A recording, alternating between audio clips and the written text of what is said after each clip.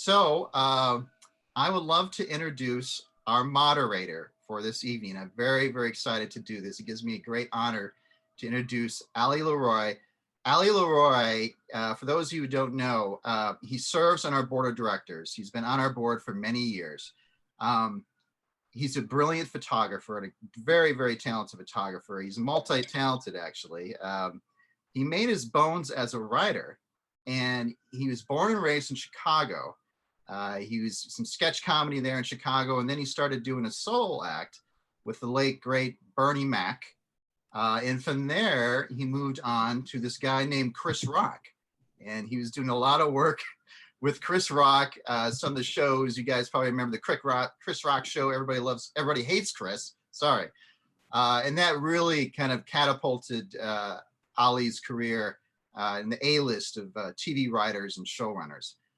He's went on just to win so many awards. He's been nominated for 5 Emmys. He's won 2 NAACP Image Awards, and nominated for a Golden Globe, a WGA Award, and he's been recognized by AFI for his outstanding achievements in television. So just an incredibly talented man, and it just gives me a great honor to introduce our moderator tonight, Ali LeRoi. Thank you. Wow, that sounds really impressive. I made it all up. Thank you. I feel so much better about myself now.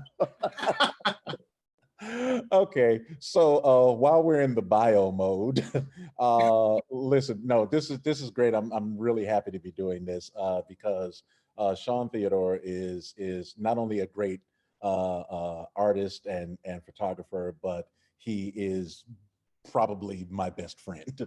So I'm really honored to be able to do this with him. So even though I did plug his a link to his bio into the chat, I'm gonna read just a little bit of it, so you guys don't have to do all the reading yourselves. Shawn Theodore was born in Germany, apparently, in 1970. Is that true, Shawn? You born in Germany? Correct. That is correct. Do correct. you speak any German at all?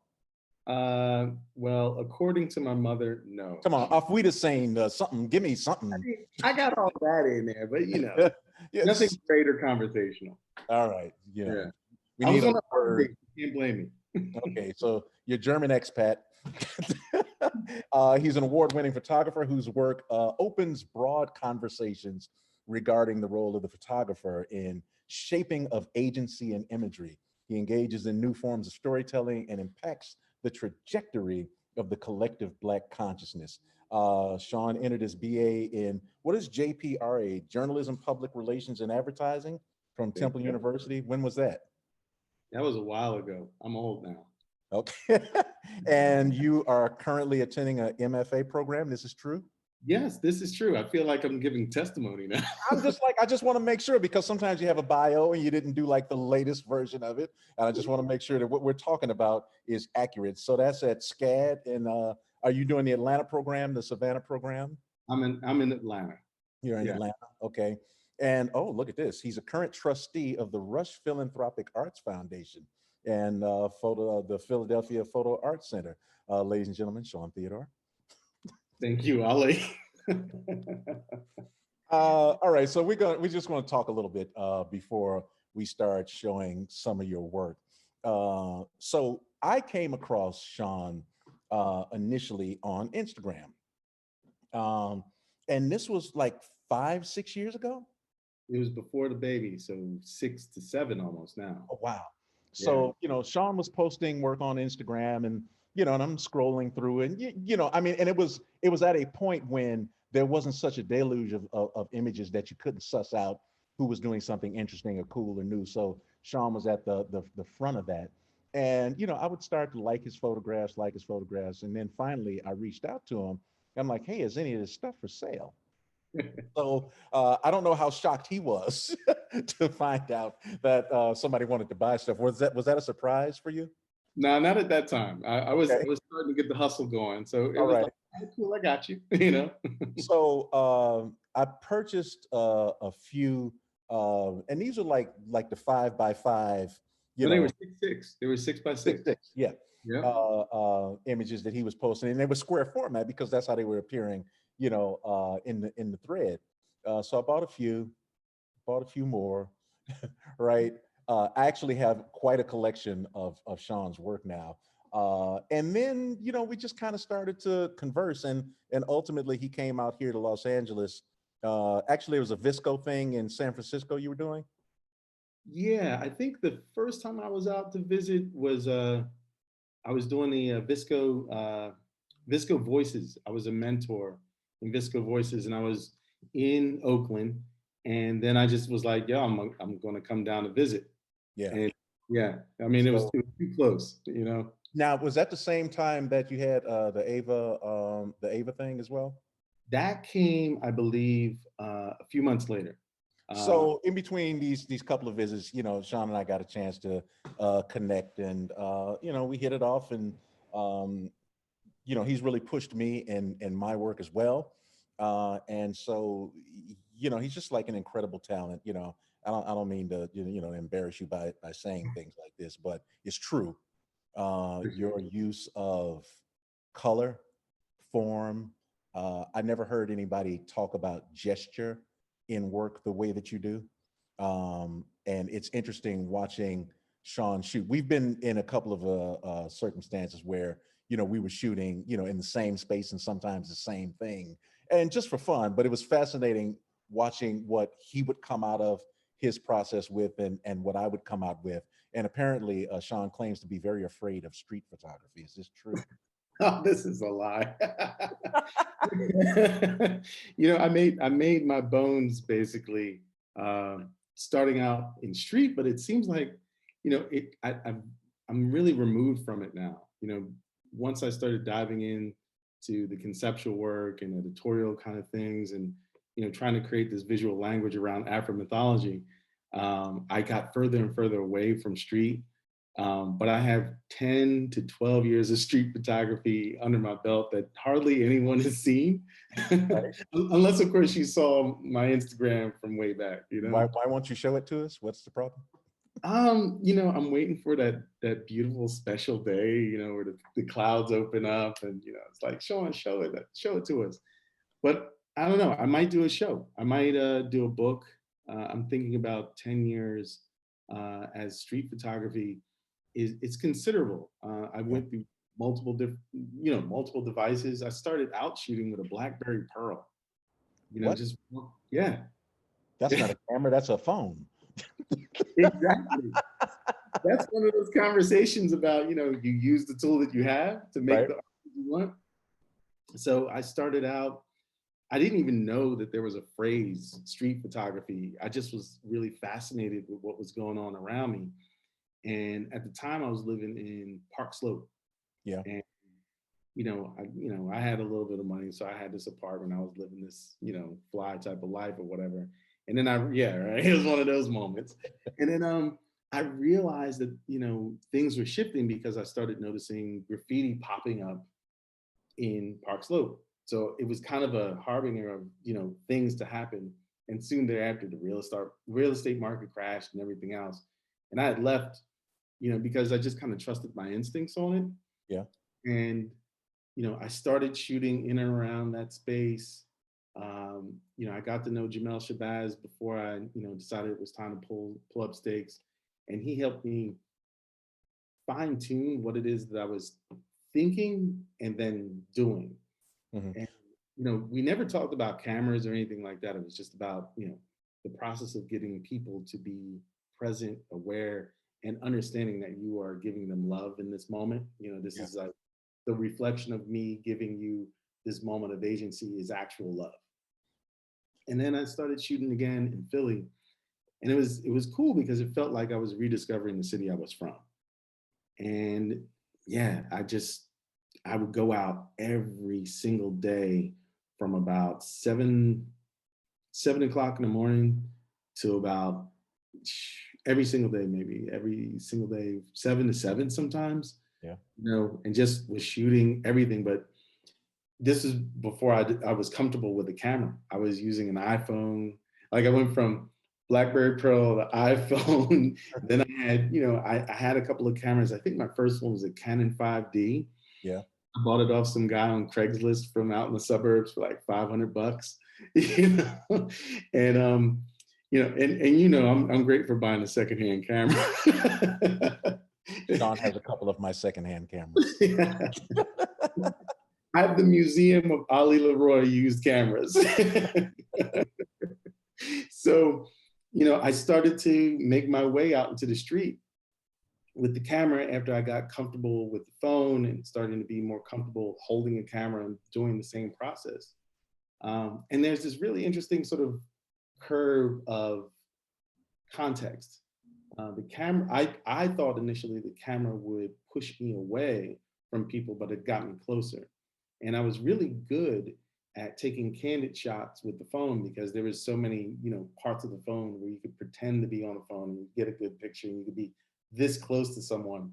And pre-COVID, being that close to someone while you're, pretending to wait for a bus or, yelling at somebody on the phone and getting a shot and they're giving you this incredulous look. It's a moment in time that we won't have again, Yeah. So I'm considering bringing that stuff out now. So I have two questions before we start showing some work. So one, you mentioned that you met Jamel Shabazz. So tell them that story, please, because I met Jamel Shabazz is kind of underselling. No, I'm underselling the moment. All right. Because that just doesn't happen. It was a moment. It was he was having a show at Mokata, but he was in a group show, and it was close to my birthday, and I'm trying to remember which one. I think it was turning 38, I guess. And my girlfriend at the time knew how much I loved Jamel's work, and was like, "Yo, you really ought to go. You really need to check this out. Like, I think this would be great for you." And I was kind of a shy, introverted kind of person at the time. And I just was like, I don't know, maybe I'll go. So she ends up pushing me out. I go, and Jamel is like a really tall dude, and he's just like surrounded by all these photographers. And I recognized everybody because I knew who everyone was from Deborah Willis's Black book at the time. So I was like, oh wow, like okay, this is everybody.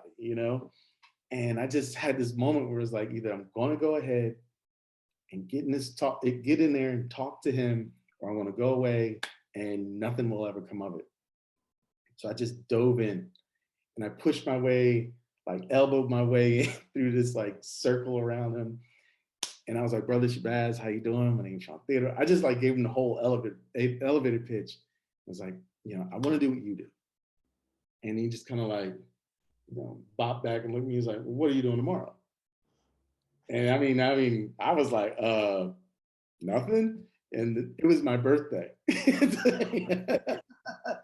I was like, nothing. Because what do you say now that you've done all this elevator pitch and pushed people out the way and everyone's looking at you like you're crazy? Nothing. What would you like for me to do?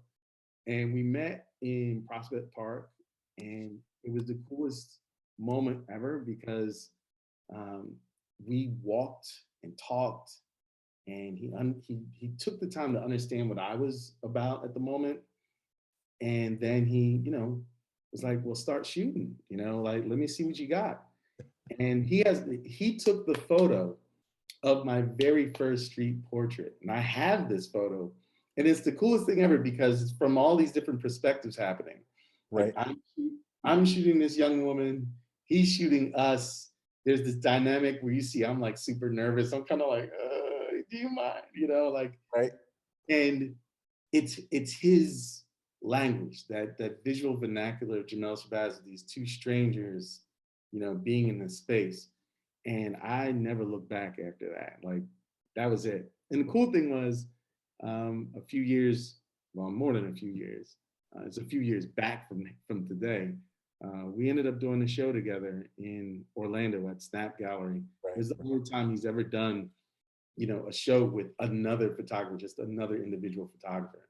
Wow. And I'm never gonna lie about that moment. Like I was like, super proud about that, man. Yeah. So you want to show us a little bit I'm going to ask my second question after we get on the other side of some of this work here. So why don't you show us some stuff, and I'll ask you some questions about it, and we'll kind of go from there. So what you got? All right, cool. So here's the thing. I want to jump out and preface all this. I'm going to do my Ali LeRoi moment right now. Like, so let me tell you what's about to happen. All right. So I'm known for my work in color, but lately I've been really digging in and appreciating my black and white work that I don't often get to showcase or show or put on exhibition. So everything tonight that you're going to see, let me share my screen, is going to be all this good stuff here. It's black, black, black, and black. All right. I'm putting a plug into your into the chat for for your color work, Yeah. so people can get a look at some of that. That's your Instagram stuff. I know you're not posting a lot of stuff there anymore. So this Yeah, is black, black, black, and black, and black. and The black. last black is really important. That's Okay. when all the real black stuff starts to happen. Okay. So now what is this? What is this body? Where is this? Are these select bodies, or is this kind of just a compendium of images that you kind of pulled together for this? A little bit of both. It's a thing where, I wanted to kind of explore why am I attracted to black as in shadow? Why am I attracted to black as in silhouette? Why am I attracted to black as an aesthetic? Why am I attracted to black as, as a black man shooting black people constantly? Like what's happening in those spaces? So the first body of work I called Believe Her, and it was the first time I ever shot anything in LA. I shot it all with the Leica Q. And the Leica Q that I got from Ali. And I really kind of cajoled him into it. I was like, you don't need this Leica. I didn't need it. You didn't need it. Yeah. I was like, I need that Leica. Let's see what you got, man. Show me something. All right. All right. So I'm just going to go through. So this body of work is called Believe Her. And at the time when I wanted to express this work and express what's going on here, Me Too was just kind of like solidifying itself as a real movement. And it was kind of an ode to a friend. This was an ode to Tarana Burke. I used to work for Tarana when she was the executive director of Art Sanctuary in Philadelphia. Yeah. So I wanted to create a body of work that visualized our conversations from back then. And, just wanted to express this beautiful sort of sense of, there's the aesthetic of what you see, but there's always a deeper discussion around belief and anonymity. So most of this work speaks to that. Is this a model that you set out to shoot with, or who's the woman that you're shooting? So I met her at the AVA event. It was when I won the grant for the Getty grant. It was the Getty AVA grant, and this was the first time like really being in LA proper and being introduced to the scene. And she was there with her sister. And I just was having a really good conversation with them. I was like, well, what are you guys doing tomorrow? It was my usual Shabazz move.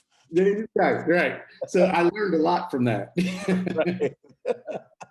Okay.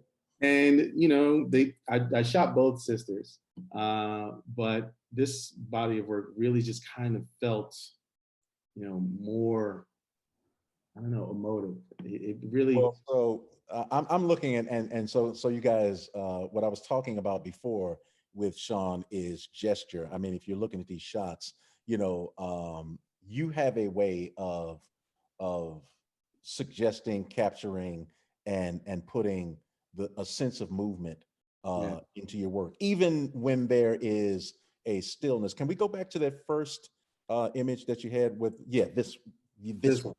No, the one before. Oh, no, yeah, even that. Like I get a sense of, I still get a sense of motion and activity from this, even though it's a decidedly like static image. And again, just the idea of gesture is very big in your work. How did you come to that as like an element that you knew you wanted to like really focus on? I like deconstructing the decisive moment. I like even with this, I had her do this about 40 times before I figured like this is the one. Hmm. You know, there's this suggestive sort of posture of I'm fed up, but I'm also comfortable. And I wanted something that was not aggressive, but assertive, but also beautiful. So Hmm. it was this repeat of the gesture until she became weary enough Yeah. and the clothes started like losing, its shape, the crispness. Like I always look for those moments where things aren't perfect. So let me ask you this, because I think uh, I certainly feel like I see elements of DeCarver's work in, Exactly. yeah, Exactly. I see that. But I also am interested into whether or not you um, were influenced by Kerry James Marshall, because he does a lot of black on black on black in his paint Yeah. work, and this particular type of shadow and light and the density of the blacks is a fascinating kind of space to be in when you're in Yeah, like man. detail. Yeah, I mean, if I turn this way, there's a Kerry James Marshall. Here, if I Okay. walk you down the hall, there's a Kerry James Marshall over here. Like, I mean, Do painters influence the work that you do as a photographer? the cool thing is about Kerry is that he created a universe, Hmm. right? There's this entire sense of this is a contained universe, but it's observing other universes in and around or of it. Like it sort of intersects reality and it also intersects imagination, but it is authentically Black. So when I started to look to different inspirations around what does it mean to create Black, you know, I had multiple streams of consciousness to choose from. Uh, Aaron L. Douglas being my first one, Romare Bearden being the next that came in, and discussing what the silhouette was, but to push it a little further, Carrie really started to open my mind up to universes within universes and how layering really works. And I wasn't seeing that as much as I wanted to in photography. Like we said, DeCarva, yeah, Right. but like who picked it up and moved the ball forward from that point? It seemed like it was forgotten for straight photography. Mhm. You So know, this is interesting. I still mean, left it we in can that shape. Yeah. let's look through a couple of these. I mean, Okay. we kind of started here, and All right. uh, this is lovely. What? Tell me about this. I asked her what her hobby was, and she said dance. And I was just like, well, we're gonna go through some moves. And she asked me to give her some thoughts, some inspiration around what it was. And I was like, I want you to feel like you're caught up, but still steady in a storm. Like, what does it feel like to be caught up in a storm of, accusation or interest or intrigue or negativity and positivity? What does it feel like to be in that space? And that was just in the moment. I was like, let's see and feel how this is going to play out. And So go ahead. mhm, Go ahead. I'm sorry. so gesture became the structure. And I don't know if she was tapping into anything that was personal. I hope so. Um, and I also like to play on the dynamic. Like this was our first time being together outside of that first meeting. Like I'm completely from out of nowhere, and I wanted that to kind of be a a part of it all too. Like, I wanted her to feel like she could push me back if I got too close. So a lot of the shots are shot are about 10 feet away. And then when I felt like I could get close enough because there was this sense of comfort, some of the gestures became more defensive. And it was really interesting to see. And this is one of them. So let me ask you a question about this setting. Mm. Um, this is outside, yes. All right. So I know you know where this is. I probably know where it is, but tell me, because well, here's what I think is interesting. So I know you're outside. Uh, Correct. And so, one of the things that, we talk about a lot, especially with Julia and my work as a street photographer, where the sun is in these shots is an incredibly difficult thing to shoot with street, just Yeah. because, unless you have to pay like an incredible attention to detail, and you end up dealing with form and shadow and, and all these sorts of ideas around composition. So Yeah. was this a conscious choice for you to come out at this time of day, or did you come out and then make decisions about, how you were going to work once you got to, where you were shooting? Oh, I wanted high noon. I You did. really, I wanted high noon because I wanted that sense of discomfort too. Like high noon, LA, summertime, it's hot, you Mhm. know? And I wanted everything to get less like, she came in this outfit and was, really well sort of, pressed out and everything. I wanted her to get hot. I wanted the fabric to loosen up. It was heavily starched, and once she started moving, it started to break down. So even with the light, yeah, I want that overhead light because I want that sense of the watchful eye or societal view. Or once you expose the things that have happened to you, there's no shadow or no protection that can cover you. There's always going to be some light that cuts into those spaces and reveals this part of you that you either are addressing to the public or keeping in. So yeah, it was a conscious choice, and it's I make conscious choices that are very uncomfortable for people when they're in the midst of it, but afterward the work really pays off. Oh, let's say. So in the space of, so in an image like this, I mean, there's a great deal of geometry going on here. Um, is that something that's how intentional is that part of it for you in your composition? It is necessary. I need geometry because I'm a composition freak. Uh, I'm constantly looking. My favorite compositional structure is the Z. I love how an eye can sweep through a piece in a Z. And there's Z, there's A. I always try to create letters within my compositions. So you'll see a lot of things that look a certain way, they might look awkward. It's meant to trigger that familiarity with just one of the most basic things that you identify in your mind is letters. So I'm constantly doing that. And if I could get an A with a Z like this is, I'm like super happy. Let's look at some more. What else you got in here? All right. Oh, but wait. Yep. So this is that. All right. So you know LA better than I do.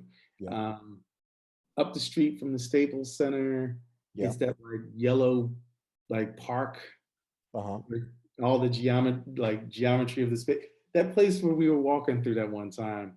Oh, Um, well, that's actually not particularly close. You're talking about Pershing Square. that's where this was. I did all this there. Pershing Square. Yeah, So is that wall purple? What color is that wall? that's purple, but I like playing with that exposure and dragging it all the way down. So and this exposure is in camera. There's not a lot of post in this. Now this is all in camera. So yeah. I want to ask you more, but how did you come to so without necessarily getting into settings and blah My blah secret blah. sauce. You want my secret sauce? I don't want to get into your secret sauce, but I do want to so here's what's interesting. Here's the thing that I know about you, that you didn't know a child explained to you what the exposure triangle was. Yeah. 14-year-old photography student was like, "You don't know the exposure triangle," and I was like, "What?" I'm trying to play it off. Now, how long had you been shooting at this point that you did not know what that was? 6 years.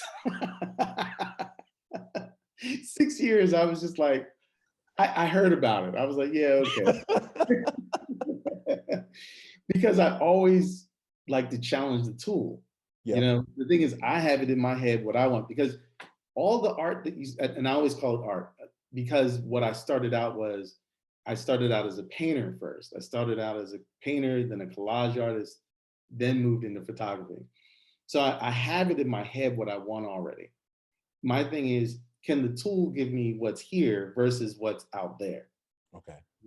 So I didn't I didn't care. I was turning these dials all the way. Look, I was going nuts with these dials before I even knew what it was all about. I was, shutter speed through the roof and f stops all over the place because I wanted what I wanted that was here. Yeah. you know? And I would, I didn't understand, the traditional methods because I just didn't feel that it applied to what it is that I wanted to say. Okay. And then, okay, so then, I get taught, and then I'm Right. like, wow, that's pretty cool. And then I bring it in and I become good at it, obviously. But it took a 14-year-old to tell me how terrible I was at the exposure. Kids are like, excuse me, sir, what was the ISO setting on this? You're like, what? I was like, go for broke, kid. Let's see what else you got. Let's see some more.